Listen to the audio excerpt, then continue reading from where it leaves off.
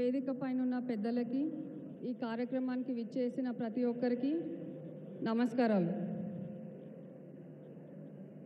ఈరోజు ఈ సమావేశం ఏర్పరచుకున్నది రానున్న లోక్సభ ఎన్నికల కోసం.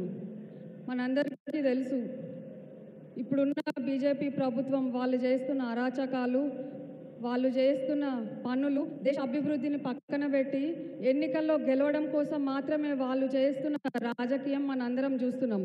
ఇలాంటి రాజకీయాన్ని అంతమొందించాలంటే, ప్రజలకు సేవ చేయాలనుకునే వాళ్ళు ముందుకు రావాలనుకున్నప్పుడు కాంగ్రెస్ ప్రభుత్వం మాత్రమే ప్రతి ఒక్కరిని ముందుకు తీసుకుని వచ్చి ఈ దేశ అభివృద్ధికి తోడ్పడుతుంది. కాబట్టి రానున్న ఎన్నికల్లో మనందరికీ తెలుసు, మనం చూస్తున్నాం వార్తల్లో ఎలక్టోరల్ బాండ్స్ గురించి. ఎంతమంది బీజేపీ నాయకులు ఎలక్టోరల్ బాండ్స్ గురించి మాట్లాడారు, ఎంతమంది బీజేపీ నాయకులు నిరుద్యోగం గురించి మాట్లాడుతున్నారు, ఎంతమంది బీజేపీ నాయకులు ఈరోజు ప్రభుత్వంలో ఉన్న వాళ్ళు ధరల పెరుగుదల కోసం మాట్లాడుతున్నారు. వాళ్ళకి ఎన్నికల్లో గెలుపు మాత్రమే లక్ష్యం. కానీ కాంగ్రెస్ నాయకులకు అలా కాదు. ఈ దేశాన్ని అభివృద్ధి పదంలో ఇదివరకు నడిపించింది కాంగ్రెసే.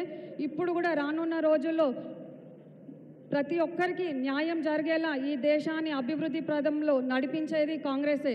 కాబట్టి మీరందరూ కూడా ప్రతి ఒక్కరూ ఆలోచించండి.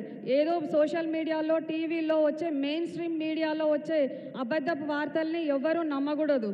మనం కూడా ఆలోచించాలి, ఇది వచ్చింది నిజమా అబద్ధమా, ఎంతవరకు నిజమని ఆలోచించి మనం వివేకంతో నిర్ణయం తీసుకొని రానున్న రోజుల్లో కాంగ్రెస్ పార్టీకి, ముఖ్యంగా మన మల్కాజ్గిరిలో సునీత మహేందర్ రెడ్డి గారికి ఓటు వేసి వారిని పార్లమెంట్కి పంపించాల్సిన అవసరం ఎంతో ఉంది.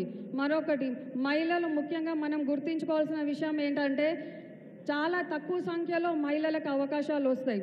మహిళలకు వచ్చిన అవకాశాలని మనం ఖచ్చితంగా సద్వినియోగం చేసుకొని సునీత అక్కని పార్లమెంట్కి పంపించాల్సిన బాధ్యత మన మీద ఉంది. ఈ అవకాశం ఇచ్చిన పెద్దలకి నాకు ధన్యవాదాలు.